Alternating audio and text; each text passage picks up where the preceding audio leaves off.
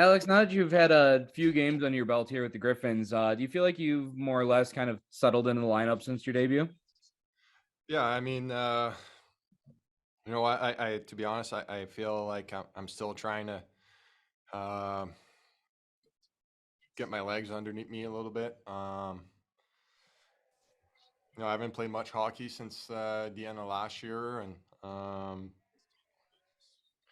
try to push myself to get up to speed here. Try to help the group. It's been the guys have been great. It's been a great opportunity, and yeah, trying to make the best out of it. For sure. When you get a tight contest like this, where you guys bring the effort and it feels like maybe it's a bounce or two that's a difference. It's a tough business for moral victories, but how to build on a game where maybe you played well, but it just doesn't really go your way. Yeah, I mean, the little plays make a difference in the game sometimes. 50-50 battle, things like that. I don't know.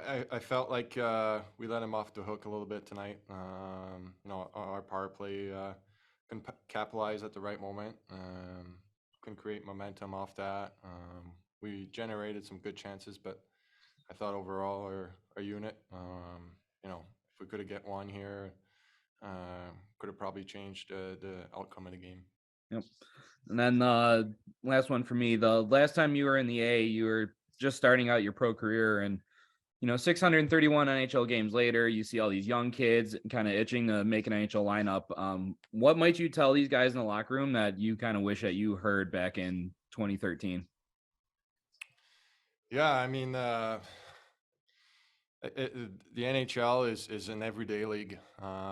You gotta come prepare every day, whether it's for practice, pregame skate. You gotta take care of your body.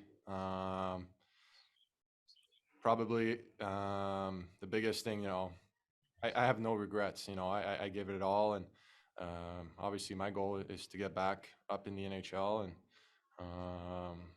but I think you got to start at a young age. You got to start mentally, physically, taking care of yourself, preparing every day, getting ready for games, for practice, taking care of your body. I think that goes a long way. Yep, that's all for me. Thanks, Alex. Yeah, thanks, guys. Steven, when you saw this Hartford team last weekend, the boys, they give up over 40 shots, and tonight Hartford barely got over 20 on that. What were the adjustments that you guys kind of made to keep most of that pressure off UC? I think it's a tale of two different weeks. Last week we faced them on a third game in 4 nights. I think we had a little bit more defensive lapses and weren't ready for them to push the pressure or push the speed and back us off. I don't think we were mentally prepared for that. And then tonight, we were mentally ready, but had some lapses defensively, and that was the end of the game. Yep. And right, you get a tight contest like this where you guys bring the effort and it feels like maybe it's a bounce or two that's a difference. It's a tough business for moral victories, but how do you build on a game where maybe you guys played well, but it just doesn't really go your way? Well, that's hockey, right? I think bounces happen either way. Ultimately, um, you gotta defend hard. And I thought, there's 2 goals that I was out there for were my mistake, and I didn't defend hard enough, and I'll take full blame for that. And I think maybe um, you know I look myself in the mirror every game, so I will definitely take those 2 goals in the second on me, and I have to be better. I think we all can be a little bit better, up and down our lineup, and a good thing is we got tomorrow to go and try and rewrite this. Yep. And you yourself, you just got back from your cup of coffee with the Wings, and you're no stranger to the back and forth nature of this league and in the sport. But kind of, what's your takeaway? Kind of being in that locker room, talking with the coaches up there in Detroit for those few days that you were up there. It's good. It's it's good to be up there. You see, I was up there for a long time, so just at a different organization. It's just you go to work and get ready for it, but you just talking hockey, talking systems. You know, coaches up there are trying to get a feel of, you know, from a player of you know, how guys are doing. And then, you know, you just kind of you're kind of shifting your focus onto them while you're up there of, you know, whether systems are a little bit different, you know, from up there to down here. So just more or less just trying to be ready in case your number gets called up there. And you know, they got a couple guys healthy, so you come back and you know, you got to shift your focus back to here and be ready for a game tonight, like I did. Yep. And last one for me, you've been playing pro hockey for 12 years now, you know, and got a lot of young blue liners in the locker room that are kind of looking to carve out their pro career. How do you embrace your role on the defensive unit down here? And kind of do you see yourself as a bit of a mentor for a lot of these young players? Yeah, I mean, I think that's definitely the role um, that we that I'm in right now. You know, I think every player that's down here wants to get back to the NHL or go to the NHL. So, but you're just trying to teach these young guys, you know, whether it's forwards, defensemen, you know, whether you're 18, 19 years old or you're, you know, you're 30, you know, you're trying to push each other to be the best every day that you can be. Um, you know, lead by example, make sure that you're preparing yourself every single day to put your best foot forward. And I think, um, you know, whether it's you know, telling stories or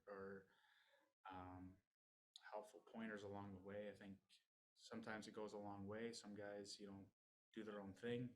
Um, but yeah, I would definitely say, you know, you try to help the young kids as much as possible because you know, you look at this team and you look at this organization. They got a lot of young and upcoming stars that are definitely on the cusp of making it up top and being, you know, good players for a long time. It's just, you know, you're just trying to help them, you know, keep their confidence or get confidence or learn to simplify a game a little bit or, you know, small little things along the way. But I think ultimately you just, you know, you're there for support for them because, you know, that is going to be the future of the Detroit Red Wings for a long time. So, you know, you don't want to put too much in front of them or too much on their plate. You just want to kind of slowly help their progress as much as you can. Yep. Coach, you know, back and forth game tonight. Guys bring the effort, but in the end, maybe a bounce here or there is kind of the difference. You know, it's tough business for moral victories, but how do you kind of respond in a game where, you know, guys play well, but maybe it just doesn't really go your way? I thought actually, I don't think we played all that well. No, I don't know what would make you think that, but I thought we were very sluggish in the first period. We gave the guys a day off yesterday with the hopes of they'd be fresh and ready to go and have a great start. We didn't. And we weren't competitive enough. We didn't win enough 50-50 puck battles. So, you know, if you don't win your battles, you're not competitive consistently, you're not going to win hockey games. And the fact that we were relatively close speaks to, you know, we were lucky tonight to even be in the conversation. Yeah. Chase Pearson kind of looks like he's starting to come into his own after missing a chunk of games to start the season. Seemed to be really everywhere on the ice. How do you think Chase has been progressing in his game? He's getting better, and obviously hasn't played in a while here.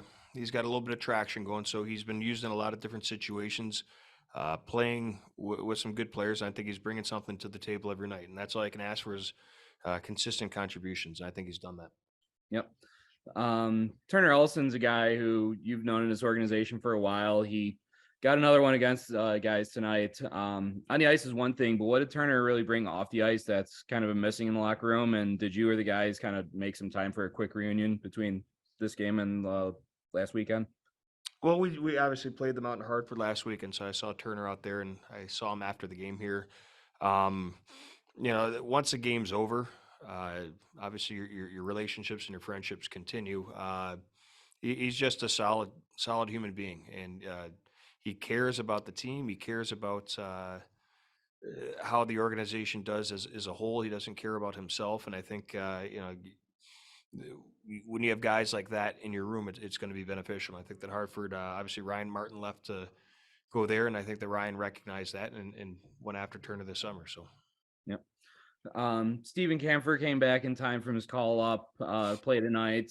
Since we've had a lot of practice with it this year, kind of what goes into the process of which player ultimately gets that call up to the Red Wings? Is it you and the coaches kind of giving a recommendation on who's been playing well, or is it kind of Detroit just giving you the call like, hey, we want to see him?